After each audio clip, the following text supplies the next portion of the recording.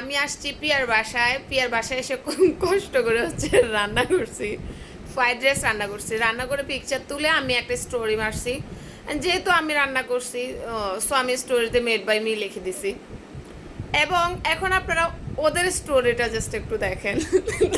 দেখা কি লাগে, এটা হচ্ছে পিয়ার স্টোরি, সেও স্টোরি দিছে, স্টোরি লিখে মেড বাই মি দিয়ে দিছে।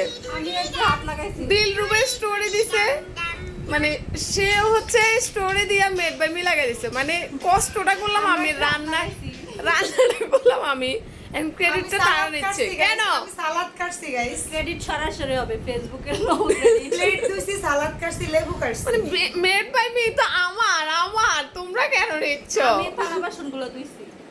আর আমি রান্না করব না। তুমি কড়াই ধুইছো, আমি থালা বাসন ধুই, লেবু কাটছি, শসা হ্যাঁ, কাটছি।